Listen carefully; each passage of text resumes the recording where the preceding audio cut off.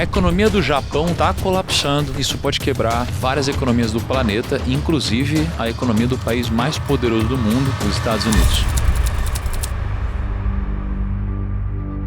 Tudo começou no final de 2025, quando algo sem precedentes aconteceu no mercado financeiro japonês. Os títulos do governo japonês de 40 anos atingiram 3,7% de juros, a máxima histórica desde que esses papéis começaram a ser emitidos. Naquele exato momento, em questão de segundos, os juros americanos dispararam. O Bitcoin começou um ciclo de queda absurdo e afundou de $120 mil para menos de 90 mil. Wall Street entrou num pânico total e generalizado. Tudo isso por único e simples motivo. O Japão é o país mais endividado do mundo. Eles devem 260% do PIB, 2,5 vezes tudo que a economia inteira do país produz num único ano. Pra você ter noção, os Estados Unidos, que todo mundo critica por estar endividado, tem uma dívida de 125% do PIB, metade do Japão. A Grécia, que quase destruiu a economia da Europa inteira em 2011 e precisou de múltiplos resgates, no auge da crise tinha uma dívida de 190% do PIB, no auge. E o Brasil tem uma dívida de 90% do PIB e tá todo mundo assustado. A Argentina tem 75%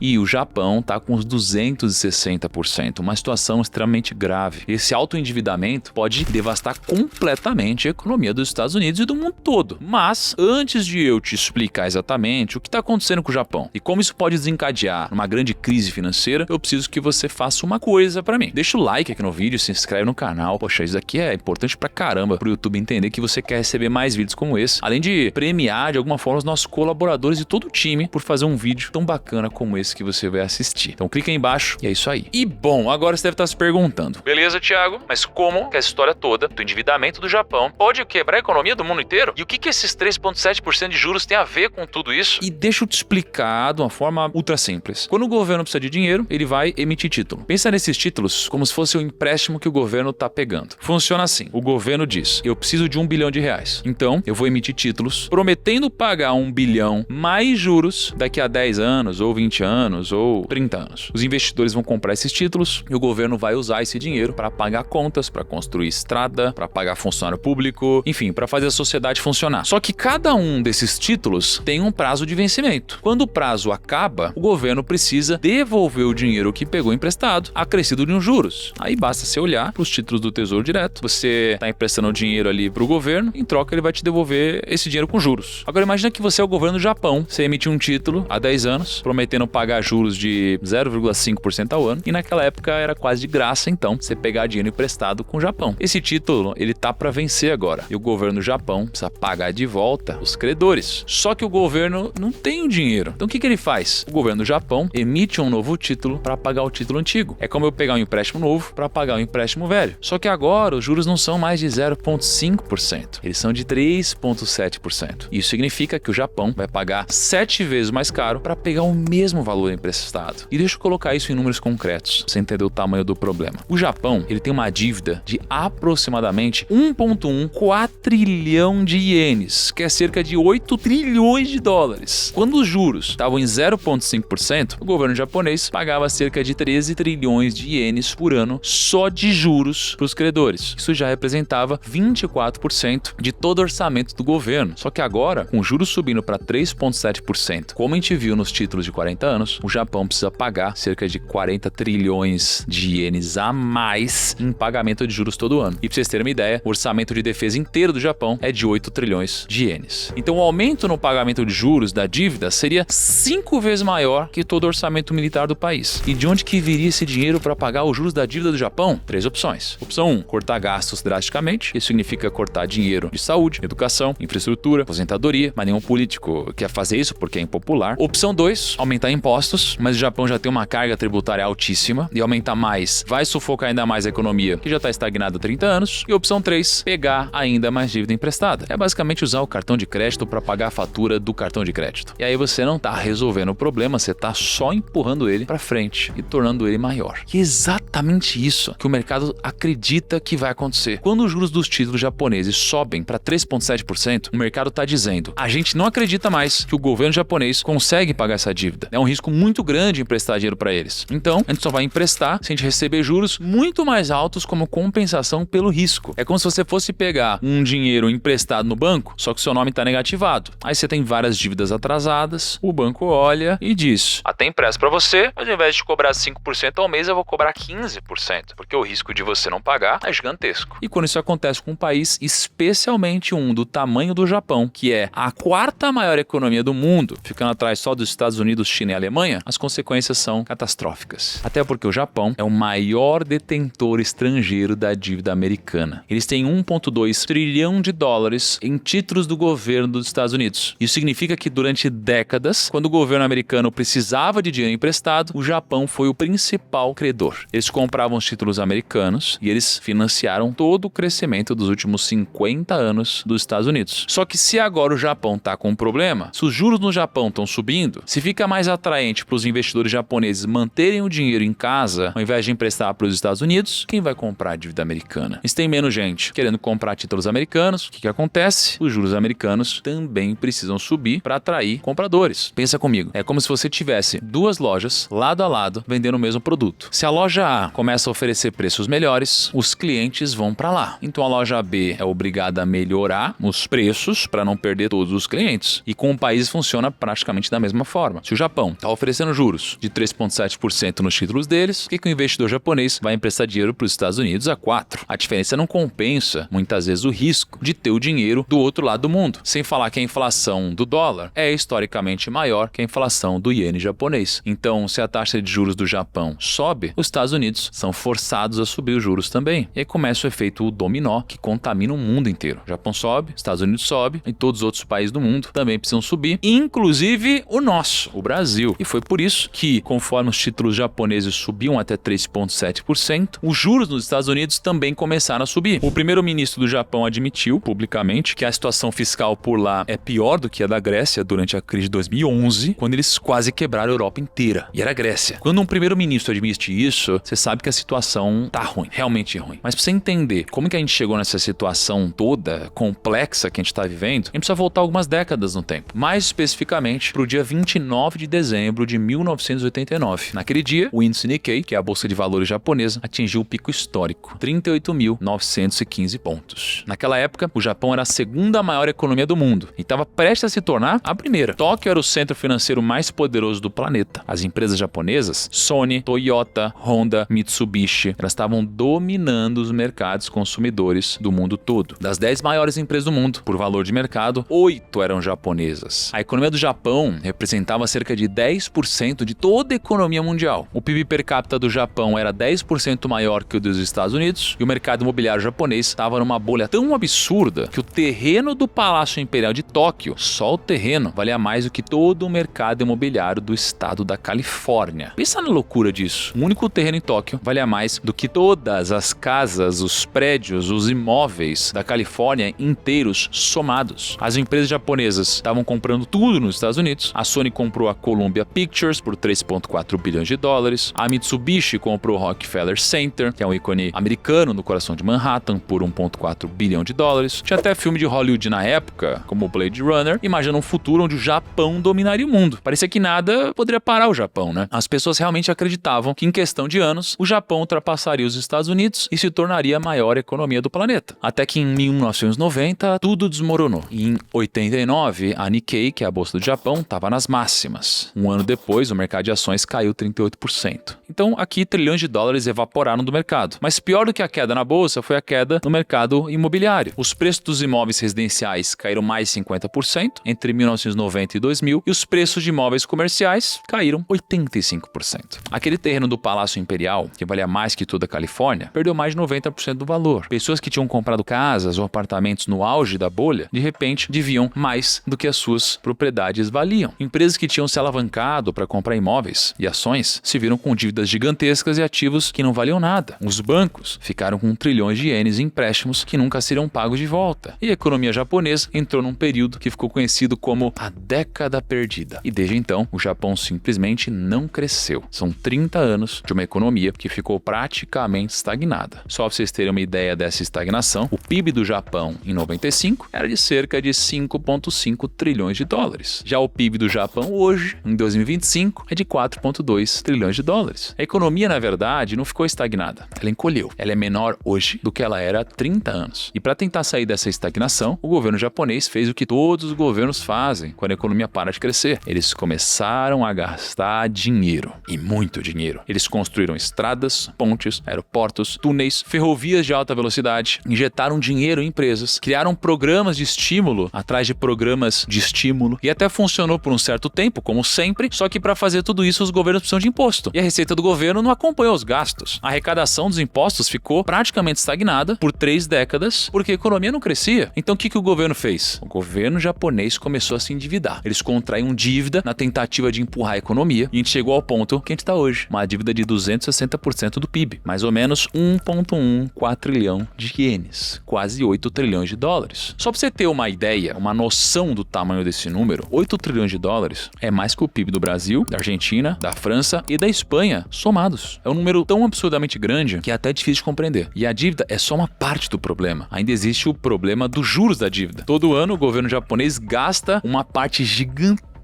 do orçamento só pagando juros dessa dívida. Algo parecido com o que acontece com o Brasil. E como eu mostrei no começo do vídeo, a taxa de juros do Japão tá subindo. Então esse número só tende a aumentar. O FMI, que é o Fundo Monetário Internacional, projeta que até 2030 o gasto com juros da dívida do Japão vai dobrar. E até 2036 vai quadruplicar. Mas aqui tá a parte que a maioria das pessoas não entende. Como é possível um país sobreviver com uma dívida dessas por tanto tempo? Por que o Japão ainda não quebrou? Por que eles não passaram por um colapso parecido com o da Grécia 15 anos atrás? E a resposta para essa pergunta tem um nome. O nome é Banco do Japão. O Banco do Japão é o banco central do país, o equivalente ao Banco Central do Brasil ou ao Federal Reserve dos Estados Unidos. Para quem não sabe, o Banco Central ele é tipo o banco dos bancos. Ele controla quanto dinheiro circula na economia e define a taxa de juros do país. Quando a economia está muito aquecida, a inflação está subindo, o Banco Central sobe os juros para esfriar as coisas. Quando a economia está travada e precisa de um empurrão, ele baixa os juros para estimular que as pessoas comprem, se endividam, consumam. E o Banco do Japão fez algo que nenhum outro banco central tinha feito antes na história. Eles baixaram os juros para zero em 1999. E eles mantiveram em zero por mais de 2 décadas. E não parou por aí. Em 2016 eles fizeram algo ainda mais maluco. O Banco do Japão baixou os juros para território negativo. Então imagina que juros negativos de 0,1% era a realidade. Você vai no banco, você pega um empréstimo de 100 milhões de ienes e daqui a um ano você só precisa pagar 99,9 milhões de volta. O banco tá literalmente te pagando para você pegar dinheiro emprestado. Parece uma loucura, mas foi exatamente isso que aconteceu no Japão. O que o Banco do Japão pensou foi o seguinte: se as pessoas e empresas não querem gastar nem investir, vamos tornar tão caro deixar o dinheiro parado que eles vão ser forçados a gastar. Então se imagina num lugar de um japonês com juros negativos, onde você deixa 1 milhão de ienes parado na conta e daqui a um ano você tem menos de 1 milhão. Porque o banco tá cobrando de você para guardar esse dinheiro. É como se o dinheiro derretesse só de ficar lá. Então se deixar o dinheiro parado te faz perder dinheiro, você vai ser forçado a fazer alguma coisa com ele. Você vai comprar casas, coisas, negócios, vai emprestar para alguém, qualquer coisa. Ou você bota esse dinheiro para circular na economia, ou você vai ver ele evaporar. Só que a estratégia do Banco do Japão não parou por aqui. Eles começaram a fazer o que a galera do mercado financeiro chama de quantitative easing. Eles ligavam a impressora de dinheiro, criavam trilhões de ienes do nada e usavam esse dinheiro recém-criado para comprar títulos do governo japonês. Então pensa nessa maluquice. O governo emite um título dizendo: eu devo 1 bilhão de ienes. Aí o Banco Central imprime 1 bilhão de ienes e compra esse título. É como se você tivesse uma dívida gigantesca no cartão de crédito, mas você pudesse imprimir o seu próprio dinheiro e pagar a si mesmo. Eu sei que é meio estranho e louco tudo isso, mas estava acontecendo mesmo. Em teoria, isso nem deveria funcionar. Se você imprime muito dinheiro, isso pode causar hiperinflação. A moeda do Japão deveria colapsar, mas por incrível que pareça, isso não aconteceu. Pelo menos não por 30 anos. Hoje, o Banco do Japão detém mais de 50% de toda a dívida pública japonesa. São mais de 570 trilhões de ienes em títulos do governo, cerca de 4 trilhões de dólares, todos na carteira do Banco Central. Para colocar isso em perspectiva, nos Estados Unidos, o Federal Reserve, que é o Banco Central americano, tem 14% da dívida pública americana. O Banco do Japão tem quase 4 vezes essa proporção. E não foi só dívida do governo que eles compraram. Eles também compraram ações, bilhões de dólares em ações japonesas. Eles viraram um dos maiores acionistas de empresas listadas na bolsa japonesa e ainda assim a economia continuou estagnada. A inflação continuou perto de zero ou até negativa, era para a inflação do Japão ter explodido, era para o iene passar por uma hiperinflação, mas durante todas essas décadas o Japão viveu algo chamado de deflação. Deflação é quando os preços caem ao invés de subirem. Para um brasileiro médio que odeia a inflação, a deflação parece ótima. Aqui no Brasil, troca governo e entra governo e as coisas no mercado continuam subindo de preço sempre. Então quem não gostaria de pagar menos pelas coisas? Só que a deflação é na verdade muito pior do que a inflação moderada. Sabe por quê? Porque se você sabe que os preços vão cair no futuro, você não compra nada hoje, você espera. Se eu quero comprar um relógio que custa 500 mil ienes, algo próximo de 3.500 dólares, por que eu devo comprar esse relógio hoje se a moeda do Japão é deflacionária? Daqui a um ano esse relógio vai estar mais barato e daqui a 2 anos ainda mais barato. E o problema não para no consumo das pessoas. As próprias empresas japonesas sabem disso e por isso elas param de investir. Para que investir numa fábrica nova se as pessoas não estão consumindo? A economia entra numa espiral deflacionária onde todo mundo está esperando, ninguém está gastando e a economia fica cada vez mais lenta e travada. Foi isso que aconteceu no Japão por praticamente 30 anos. Depois daquele boom econômico da década de 70 e 80, o Japão passou por uma bolha e depois da bolha veio a estagnação. A inflação média entre 95 e 2020 foi praticamente zero. Em alguns anos foi negativo. Isso significa que um iene em 95 vale a mesma coisa que um iene hoje. Para efeito de comparação, R$1 em 95 vale R$7 hoje. E todo esse cenário de inflação quase zero criou algo muito peculiar na mentalidade japonesa. Uma geração inteira de japoneses cresceu numa economia onde os preços nunca mudavam, onde um bowl de ramen custa o mesmo em 2020 que custava em 95. Isso criou uma resistência cultural ao aumento de preço. As empresas tinham até medo de aumentar preço porque a população simplesmente não aceitava. Teve inclusive um caso de uma empresa onde literalmente todos os funcionários gravaram um vídeo pedindo desculpas publicamente por aumentar preços do sorvete em 9 centavos de dólar. Mas aí veio 2022 e tudo mudou. A invasão da Ucrânia pela Rússia causou um choque global nos preços de energia e commodities. E o Japão, que importa praticamente todo o seu petróleo e gás natural, foi atingido. Os preços de energia dispararam e pela primeira vez em décadas a inflação no Japão começou a subir. Em 2022, a inflação chegou a 4%. Em 2023, ficou acima de 3%. E pela primeira vez em 30 anos, o Japão tinha inflação. E sabe o que é o mais louco? Os economistas do governo ficaram felizes com isso. Eles nem eram os responsáveis pelo aumento dos preços, os culpados eram os russos, mas a inflação finalmente chegou. E a inflação significa que a economia estava finalmente saindo da espiral deflacionária, daquele ciclo que mantinha a economia japonesa presa por 30 anos. Mas isso também era um problema. A inflação veio pelos motivos errados. Ela não veio porque a economia estava crescendo e as pessoas estavam gastando mais. Ela veio porque o iene estava fraco e as importações estavam ficando caras. Em 2022, o iene caiu para 130 ienes por dólar, foi o nível mais fraco em décadas, e isso significa que tudo que o Japão importava, petróleo, gás, alimentos, eletrônicos, ficou uns 30% mais caro. E a população japonesa, que estava acostumada com os preços estáveis há 30 anos, de repente viu o custo de vida explodir. O preço do arroz, que é o alimento básico do Japão, começou a subir. A gasolina disparou. O preço da eletricidade subiu 40%, ou até mais em algumas regiões. E os salários, adivinha, continuavam congelados. Então, se a inflação sobe e o salário não sobe para corrigir, a população começa a ficar mais pobre. O poder de compra diminui e depois de um tempo as pessoas começaram a reclamar. E o governo, que não queria perder popularidade, começou a falar em distribuir vale-arroz, subsidiar combustíveis, criar novos programas sociais e tudo isso custa dinheiro. Dinheiro que o governo não tem. Ou seja, o Japão estava dando uma de Brasil aí. Era um populismo puro. E o mercado percebeu isso. Quando o governo anunciou esses pacotes, sabe o que aconteceu? Os juros dos títulos do governo japonês subiram violentamente. A taxa de juros do título de 40 anos do governo do Japão estava na casa dos 2,6% em novembro de 2024. E depois que esse anúncio dos pacotes saiu, a taxa de juros começou a subir até o patamar que a gente está hoje, 3,7%, que é a máxima histórica. O mercado está dizendo que não acreditava mais que o governo japonês conseguisse gerenciar essa bagunça toda e por isso passou a exigir juros mais altos como compensação pelo risco de emprestar dinheiro para o Japão. Se a taxa de juros sobe um pouco num país como a Argentina e o Brasil, que tem 80 ou 90% da dívida em relação ao PIB, o problema não é assim tão catastrófico no curto prazo. Mas quando isso acontece no país mais endividado do mundo, com 260% de dívida sobre o PIB, o resultado ele pode ser devastador, né? Então o governo japonês se meteu numa armadilha chamada de debt trap. Se eles mantêm os juros baixos, a inflação continua alta, o iene continua fraco, as importações continuam caras e o povo japonês fica mais pobre. Se eles aumentam os juros para combater a inflação, o custo da dívida explode e eles não têm dinheiro para pagar essa dívida, o que obriga eles a contrair mais mais dívida e deixar o país numa situação ainda mais complicada. Então é escolher entre a peste e a cólera, né? E se você tá achando a situação ruim, calma que fica muito pior. Na verdade, muito pior. Porque tem um segundo elemento nessa história que quase ninguém tá prestando atenção o suficiente: a demografia. E a demografia do Japão é, sem exagero, a pior de qualquer país desenvolvido no mundo. Em 2024, nasceram apenas 720 mil bebês no Japão. Esse é o menor número de nascimentos desde que o Japão começou a registrar esses dados em 1899. Sabe quantas pessoas morreram no Japão em 2024? 1,6 milhão. Ou seja, para cada um bebê que nasce, mais de 2 pessoas morrem. A população do Japão está literalmente encolhendo. E está encolhendo rápido. Em 2010, o Japão tinha 128 milhões de habitantes. Hoje tem 122. E as projeções do governo mostram que até 2050 a população vai cair para 105 milhões. E até 2060 pode chegar a 87. O Japão vai perder quase 1/3 da sua população nas próximas décadas. E o problema não é só o tamanho da população, é a estrutura. 30% da população japonesa tem mais de 65 anos. É a sociedade mais velha do mundo. E a expectativa de vida no Japão é de 85 anos, uma das mais altas do planeta. E viver muito é ótimo, né? Mas a maioria das pessoas com mais de 65 anos não trabalham. Elas são aposentadas, então elas não pagam impostos. Na verdade, elas recebem benefícios do governo. E quem paga por esses benefícios? Os trabalhadores, as pessoas que estão economicamente ativas. Só que o número de trabalhadores está diminuindo rapidamente, enquanto o número de aposentados está crescendo. É uma situação muito parecida com o que o Brasil está passando. A proporção hoje é de 1,8 trabalhadores para cada aposentado no Japão. Nos anos 90, essa proporção era de 5,1 trabalhadores para cada aposentado. Isso significa que cada trabalhador japonês precisa carregar o peso de muito mais aposentados do que antigamente. São mais impostos saindo do salário. Menos dinheiro no bolso, é menos capacidade de consumir, de investir também. Isso só piora. As projeções mostram que até 2050 a proporção pode chegar a apenas 1,2 trabalhadores por aposentado. E matematicamente isso não funciona. Um país não consegue sustentar um sistema de aposentadoria quando tem quase o mesmo número de aposentados e trabalhadores. E o governo japonês está desesperado tentando resolver isso. Eles criaram um monte de incentivo financeiro para as famílias terem mais filhos. Eles pagam $10.000 por criança em alguns lugares. Eles melhoraram o suporte de creches e educação infantil. Eles tentaram facilitar um pouco a imigração, embora o Japão continue sendo um dos países mais fechados do mundo para estrangeiro, mas nada disso está aparentemente funcionando. A taxa de fertilidade no Japão está em 1,2 filhos por mulher. E talvez você não saiba, mas se um país tem uma taxa abaixo de 2,1 filhos, a população deixa de ser estável e começa a declinar. E isso traz a gente de volta para a questão da dívida. Porque se tem menos pessoas nascendo, a base de arrecadação começa a encolher, mas os gastos do governo do Japão estão crescendo. Então a única forma de financiar tudo isso é mais dívida. E aí, menos trabalhadores, menos impostos, menos arrecadação, mais déficit, mais dívida, mais juros a pagar, menos dinheiro para investir na economia. Economia estagnada, menos trabalhadores, e aí o ciclo vai se repetindo e piorando ano após ano. Além de todos esses problemas que eu trouxe até agora, tem outro ponto crucial. Nessa história, você vai ficar chocado. Esse problema conecta o Japão com o resto do mundo, especialmente com os Estados Unidos. Como eu disse agora há pouco no vídeo, durante várias décadas, o Japão mantinha os juros em zero ou negativos. Então, alguns investidores do mundo inteiro descobriram uma brecha, um glitch no sistema financeiro mundial. Eles podiam pegar dinheiro emprestado no Japão, pagando zero de juros, ou até sendo pagos para pegar emprestado, né? Converter esse dinheiro em dólares, investir nos Estados Unidos, ganhando 5% ou mais de juros, então era dinheiro grátis. Isso aqui é chamado de carry trade. Pode parecer meio confuso, mas deixa eu te explicar rapidamente como funciona e você vai entender. Imagina que você é um grande fundo de investimento. Você vai no Japão, você pega emprestado 1 bilhão de ienes. A taxa de juros que você vai pagar é zero, ou seja, não vai ser nada do seu bolso. Você vai pegar esse 1 bilhão de ienes e você vai converter em dólar. Na cotação, vamos dizer, de 150 ienes por dólar. Então você tem agora 6,6 milhões de dólares. Então você vai comprar 6 milhões de dólares em títulos do Tesouro Americano que pagam 5% ao ano. Daqui a um ano, os seus 6,6 milhões de dólares se tornaram 7 milhões de dólares. Você converte de volta para ienes, paga de volta o 1 bilhão que você pegou emprestado e fica com um lucro. E nesse caso, foi um lucro de quase 400 mil dólares sem fazer absolutamente nada. E detalhe, se a taxa de câmbio não ficou estável e o iene se desvalorizou no meio do caminho, e ele realmente vem se desvalorizando todo ano desde 2012, aí você lucra ainda mais. Porque quando você vai pagar o empréstimo de volta, você precisa comprar ienes e você vai fazer isso com menos dólares. Então vai sobrar mais dinheiro no seu bolso. É um negócio tão louco que parece bom demais para ser verdade. E não foram alguns investidores que fizeram isso. Foram milhares. Fundos de pensão japoneses, companhias de seguro, bancos, hedge funds do mundo inteiro. Existem estimativas de alguns analistas que dizem que o yen carry trade, que é esse glitch que eu acabei de explicar, multiplicar, movimenta mais de 20 trilhões de dólares. Pra você ter uma ideia, isso é maior do que o PIB da China. É uma das maiores operações financeiras da história da humanidade. Só que todo esse dinheiro fluindo do Japão para outros países teve consequências enormes. Primeiro, isso ajudou a manter os juros baixos nos Estados Unidos, porque tinha tanta demanda por títulos americanos que o governo não precisava oferecer juros muito altos. Segundo, ajudou a inflar os preços de vários ativos, como ações, imóveis e até mesmo Bitcoin, que todo esse dinheiro barato estava procurando retorno em algum lugar. Então imagina que você pode pegar dinheiro emprestado a custo zero e comprar Bitcoin. Então se você acha que o Bitcoin vai se valorizar mais que o iene, e de fato foi o que aconteceu, é um free money. E terceiro, ajudou a financiar a dívida americana. Basicamente, trilhões de ienes baratos sendo convertidos em dólares e usados para comprar títulos do Tesouro americano foi o que aconteceu. E aí o Japão virou o maior credor dos Estados Unidos. Mas tem um problema gigantesco nessa história. O carry trade só funciona se duas coisas acontecerem. Primeiro, os juros no Japão precisam continuar próximos de zero. E segundo, o iene precisa continuar fraco em relação ao dólar, ou pelo menos estável. Se qualquer uma dessas duas coisas mudar, o carry trade desmorona e trilhões de dólares precisam ser rapidamente retirados do mercado. E sim, o dólar ainda continua muito forte em relação ao iene japonês. Em 2012, um dólar comprava 70 ienes e hoje compra mais 150. Então a moeda japonesa continua fraca. Só que no dia 31 de julho de 2024, o Banco do Japão se reuniu para decidir sobre a política monetária. E pela primeira vez em décadas, eles decidiram subir os juros de 0 para 0,25. E parece pouco, mas para um país que tinha juros negativos até pouco tempo atrás, isso é um terremoto. E o presidente do Banco do Japão deu a entender que mais aumentos estavam por vir. Então a moeda japonesa começou a se fortalecer rapidamente e em questão de dias foi de 130 ienes por dólar para 140 ienes por dólar. Uma variação de mais de 10% em menos de uma semana. E isso é devastador para o carry trade. Porque lembra, você pegou emprestado quando era 160 ienes por dólar, agora você precisa devolver quando está 140. Significa então que você precisa de muito mais dólares do que você esperava para comprar os ienes necessários e pagar o empréstimo. De repente, então, você não está mais tendo lucro, você está tendo prejuízo. Então o que os investidores fizeram? Eles correram para desfazer as posições, venderam títulos americanos, venderam ações, venderam tudo para conseguir dólares, converter em ienes e pegar os empréstimos antes que o prejuízo ficasse ainda maior. E quando trilhões de dólares são retirados do mercado ao mesmo tempo, o que acontece? Os preços desabam. No dia 5 de agosto de 2024, uma segunda-feira que ficou conhecida como Black Monday, aconteceu uma completa carnificina nas bolsas do mundo todo. O índice Nikkei do Japão caiu 12% no único dia, a pior queda desde o estouro da bolha lá no final da década de 90. A Nasdaq nos Estados Unidos caiu 10%, o S&P 500 caiu 8%, o Bitcoin despencou 23% numa semana, de 65 mil dólares para 50 mil, foi um pânico puro. E o mais assustador é que isso aconteceu por causa de um aumento de juros de apenas 0,25% no Japão. Imagina o que acontece se os juros no Japão subirem 1%,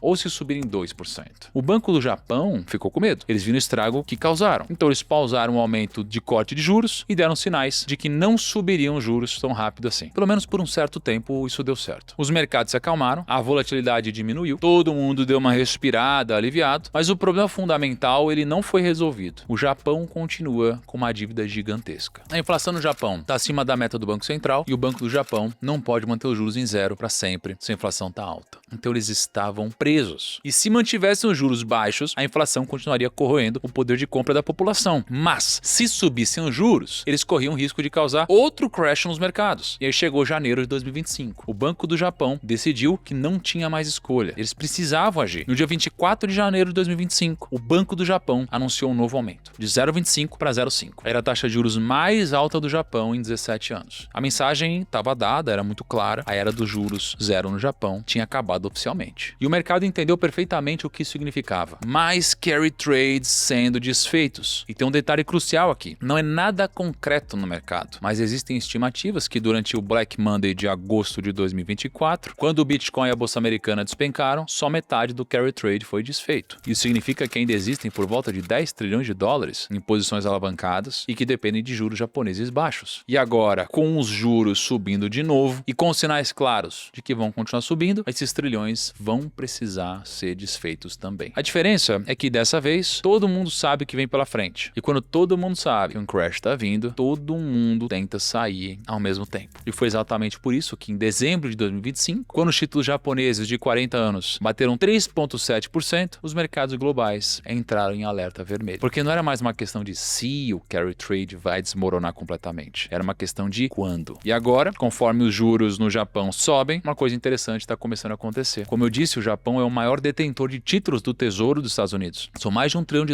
E durante décadas, isso foi ótimo para os Estados Unidos, porque o governo americano precisa de alguém para comprar a sua dívida e o Japão estava sempre lá comprando trilhões. Isso ajudava a manter os juros americanos baixos, porque tinha tanta demanda por títulos que o governo não precisava oferecer juros mais altos. Só que agora, os investidores institucionais japoneses, fundos de pensão, seguradoras, banco, estão começando a se perguntar: por que eu deveria manter dinheiro nos Estados Unidos ganhando 4%, quando eu posso trazer de volta para o Japão e ganhar 3,7% sem risco cambial? E é por isso que alguns investidores acreditam que vai acontecer uma repatriação de capital. Os japoneses vão começar a trazer o dinheiro de volta para casa, vão vender os títulos americanos que têm, ou pelo menos não vão comprar novos quando os antigos vencerem. E se $1,2 trilhão saem do mercado de títulos americanos, o que acontece? A oferta de título da dívida do Tesouro aumenta e a demanda diminui. Os preços caem, os juros sobem para compensar, então os Estados Unidos vão ter que oferecer juros mais altos para atrair novos compradores para os seus títulos. E juros mais altos significam custos maiores para o governo americano. Lembrando que os Estados Unidos já gastam $1 trilhão por ano só com os juros da dívida. E se a taxa voltar a subir por lá, isso adicionaria centenas de bilhões de dólares a mais em custos para o governo americano. E de onde que vem esse dinheiro? Ou vem de mais dívida, o governo se endivida ainda mais para pagar os juros da dívida antiga, ou vem de impressão de dinheiro. O Federal Reserve imprime dólares, causando inflação. Não existe opção boa. E isso te afeta diretamente. Mesmo morando no Brasil, porque quando os juros americanos sobem, o Banco Central do Brasil precisa aumentar também, os juros para evitar fuga de capital. E juros mais altos significam financiamentos mais caros, menos investimento empresarial, crescimento econômico mais lento. Então você pode acabar se lascando e pagar o pato simplesmente porque o Japão não consegue mais sustentar o seu papel de maior credor do mundo. E tem mais. Além de toda essa questão da dívida, dos juros, do carry trade e da diminuição da população no Japão, tem um problema político e social acontecendo no Japão que torna tudo isso ainda mais complicado. O primeiro-ministro do Japão está extremamente impopular porque a população está furiosa com a inflação. Lembra que eu disse que os japoneses viveram 30 anos com os preços estáveis? Que uma geração inteira cresceu sem nunca ver inflação? Então, agora os preços estão subindo e a população não está acostumada com isso. O poder de compra está caindo, eles estão protestando, eles estão reclamando, eles estão exigindo que o governo faça alguma coisa. Então o que o governo fez? Anunciou aquele pacote de $135 bilhões em estímulos que eu mencionei mais cedo. E enquanto isso está acontecendo, tem um movimento muito interessante que está